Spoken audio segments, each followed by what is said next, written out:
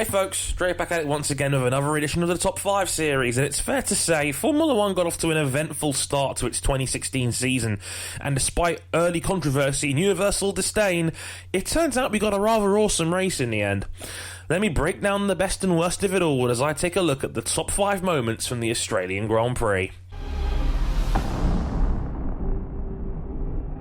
At number 5, Mad Max Fury Road. Yes, much was made of the young Dutchman's angry rants at his team after being refused the right for Carlos Sainz to move over for him again, a scenario nearly identical to Singapore last season. Now, as much as I know people were very quick to pour scorn at Max's apparent immaturity, I was okay with it. When you combine the prospect of driving an F1 car at 200 miles an hour, controlling an inevitable emotional frustration, combined with the fact he's just a hormonal teenager like any other, of course he'll have his outbursts.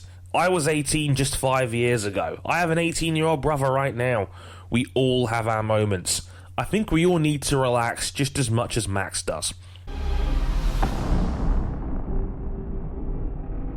At number 4, Pirelli opening up strategy seemed to be a genius move.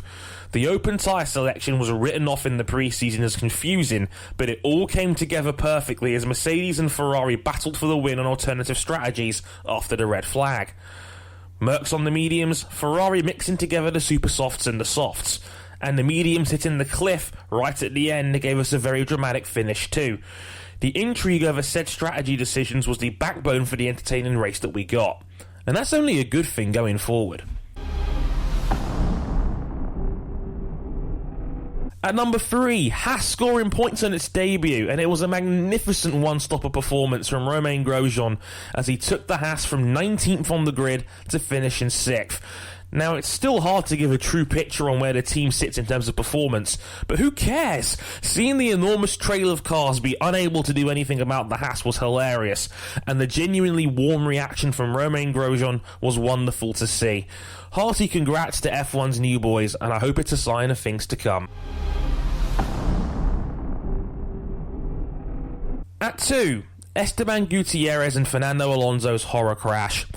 My word, this was so scary to watch in real time.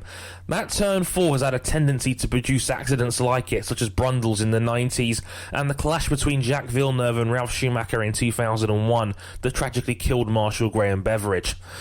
Esteban's slight change of direction in the braking zone caught Alonso out, causing him to drive over his rear at 190 miles an hour, flipping his car as he hits the gravel and then the barrier at high speed.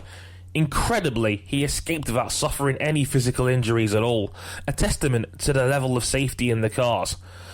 As much as has been made of the recent Halo discussions after testing, the wheel tellers did their job well here. Here's some thoughts for you though to hate on in the comments. Why exactly do we have gravel traps again? And at number 1, Ferrari looked closer. Yay for Luke Seb Walker, the only hope against the dark side of the Force. It's very easy to forget that last season, Ferrari finished 36 seconds behind the Mercedes. This time around, they were within 12, and Vettel had a very legitimate shot at the win if Ferrari get their strategy call right. Ferrari continue to make huge leaps and bounds forward, and with Bahrain soon, a race day 2 very nearly won last year with Kimi Räikkönen, maybe, just maybe, there's hope going forward for a more competitive season. So, what did you think about Australia? What did you like? What didn't you like? And how much nonsense did I spout about Haas and Ferrari? Let me know in the comments, and until next time, I've been Andre Harrison, and if you liked this video, why not head over to the Motorsport 101 channel where you can get more of your least favourite list commentator. Thanks for watching, and I'll see you on Thursday.